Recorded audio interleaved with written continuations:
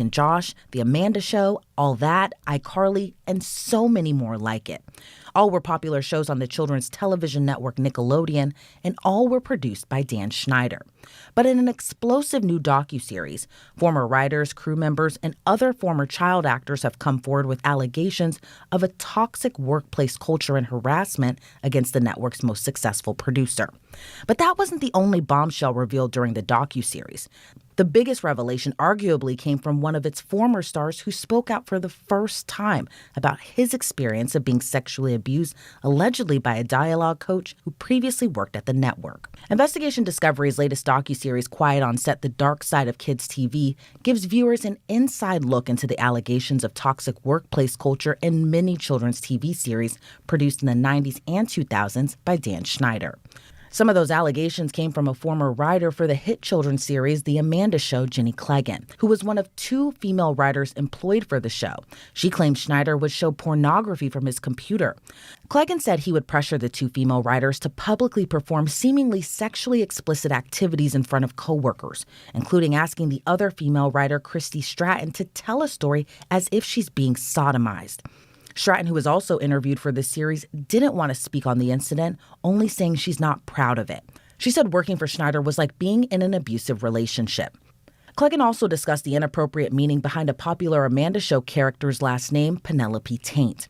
She claimed that in the writer's room, Schneider said he wanted to keep the true meaning behind the character's last name a secret and said, "Don't tell what the word really means," in reference to a meaning about male genitalia. In addition to that, the 2 writers for the hit children's series say they both had to split a single salary between the 2 of them. Jenny Cleggan would later go on to sue the show's production company, alleging gender discrimination, harassment, and hostile work environment. The lawsuit was ultimately settled. I mean, when somebody's in a position of power, that means they have something they can take or give away. And if you're in that subordinate position, it can be extremely frightening. Dr. Joni Johnston is a forensic psychologist. As she explained, oftentimes it takes several complaints against a person in power for it to be taken seriously. We all know people who spoke up and were ostracized or were punished in some way. And it oftentimes takes a certain amount or number of people to keep talking and keep complaining before action is taken. And sometimes the people who are leading the pack are the ones who get stepped on. You know, they're the ones who almost become the sacrificial lamb, if you will, for people who then eventually are able to get some momentum and get some change.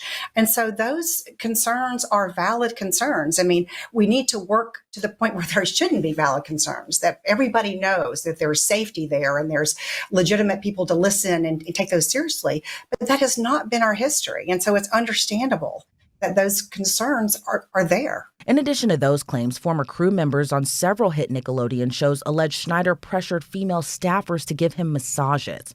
Some also now find it inappropriate Schneider appeared in skits with Amanda Bynes, referring to the skit where the 2 were in a hot tub. Bynes would appear in a swimsuit while Schneider appeared fully clothed. Some former child actors who appeared in the docuseries said Schneider developed a close relationship with Bynes, appearing to mentor and run lines with her as the 2 were reportedly often alone together numerous times while on set. Schneider has since defended his relationship with Bynes, who didn't appear in the docuseries. He said he supported Bynes' decision to emancipate from her parents and assisted her when she attempted to run away from home. Former child actors and alums from another Nickelodeon series, All That, shared their experience as being the few Black actors working with Schneider on the show in the early 2000s. Brian Hearn, who starred on All That, believed he was racially stereotyped by appearing in sketches which featured him as a rapper named Little Fetus and a teen who sold cookies but played the sketch seemingly referring to drug dealing. He said he was referred to as a piece of charcoal and was uncomfortable wearing the leotard costume as a growing young teen at the time. Hearn also referred to a scene that stood out to him where he was covered in peanut butter for dogs to lick off as a dare. He can be heard in the clip saying he didn't like it, but the dare continued.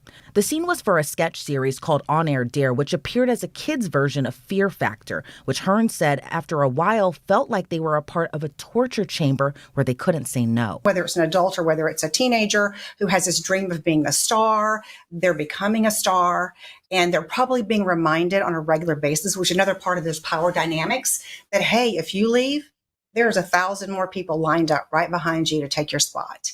And they're aware of that. They know that I'm not in the position of power. And so if I come in and I speak up, what's going to happen to me is I might be out the door, and I know there are thousands of kids behind me who are just dying to step in here. So it just becomes so much is at stake, I think. And so it just becomes, yes, my dream is coming true, and it's a nightmare.